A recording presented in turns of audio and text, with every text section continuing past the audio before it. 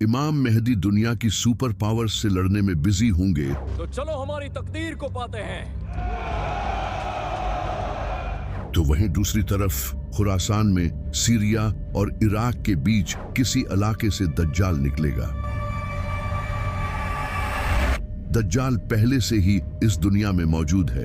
एक दिन नबी सल्लल्लाहु अलैहि वसल्लम ने नमाज के बाद सहाबा से फरमाया कि मेरे पास एक ऐसा शख्स आया जो पहले ईसाई था लेकिन बाद में इसने इस्लाम कबूल कर लिया। इस इंसान का नाम था तमीम दारी। वो अपने 30 साथियों के साथ समंदर में सफर कर रहा था।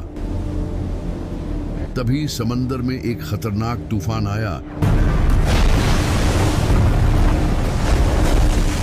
जिससे इनका जहाज एक मिस्टीरियस आइलैंड पर पहुंच गया। जब वो लोग वहां पहुंचे तो उन्होंने वहां एक बालों से भरे हुए जानवर को देखा जिसके आगे और पीछे के हिस्से का ही पता नहीं चल रहा था। तो उन्होंने उससे पूछा कि तुम क्या हो? तो उसने कहा मैं अल-जसासा हूँ। इसने उन लोगों को एक जगह जाने का कहा और बताया कि वहां एक इंसान तुम्हारा इंतजार कर रहा है। तो तमीम और इसके साथी वहां पहुंचे और उन्होंने एक बड़े इंसान को देखा जो कि जंजीरों में जकड़ा हुआ था। इसके हाथ पांव सब जंजीरों से बंधे हुए थे। इसने तमीम और इसके साथियों से कहा मुझे बेसान के दरख्तों के बारे में बताओ। तो उन्होंने कहा वो फलों से भरे हुए हैं। तो इसने कहा वो बहुत जल्द फल देना छोड़ देंगे। फिर इसने कहा मुझे गलीली के समंदर के बारे में बताओ। तो उन्होंने कहा कि उसमें बहुत सारा पानी है। इस पर इसने कहा बहुत जल्द वो खुश्क हो जाएगा। फिर इसने कहा मुझे जुगर के चश्मे के बारे में बताओ।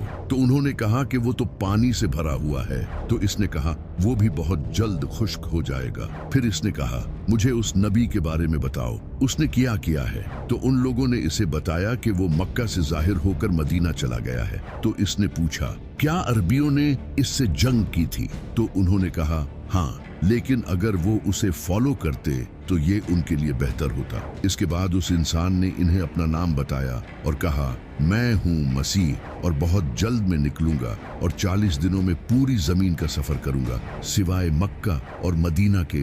वहां जाने की मुझे इजाजत नहीं दी जाएगी। इसके बाद नबी सल्लल्लाहु अलैहि वसल्लम ने सहाबा को बताया कि वो दज्जाल था, यानी कि दज्जाल पहले से इस दुनिया में मौजूद है लेकिन बस इसका ज़हूर होना बाकी है।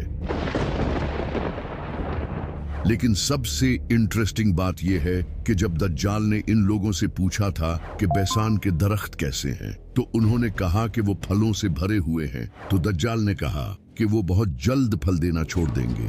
बैसान आज फिलिस्तीन के नॉर्थ में एक हिस्टोरिकल शहर है जिसे आज बेट शेहान कहा जाता है। कमाल की बात यह है कि आज वहां आबादी बढ़ने और पानी की कमी की वजह से एग्रीकल्चरल एक्टिविटी कम होती जा रही है, खास तौर पर खजूर के दरख्त जो कि तकरीबन खत्म ही हो चुके हैं। इसी तरह दज्जाल ने कहा था कि गैलीली का समंदर भी खुश्क हो जाएगा। ये समंदर आज इसराइल और फिलिस्तीन के लिए फ्रेश वाटर का एक बहुत बड़ा जरिया है जिसे लेक टाइबेरियस भी कहा जाता है। लेकिन पिछले 50 सालों से इसका वाटर लेवल डेंजरस लेवल तक नीचे जा रहा है। इसराइल की हुकूमत ने कई बार वार्निंग दी है कि क्लाइमेट चेंज और ओवर यूज की वजह से ये खुश्क हो सकता है।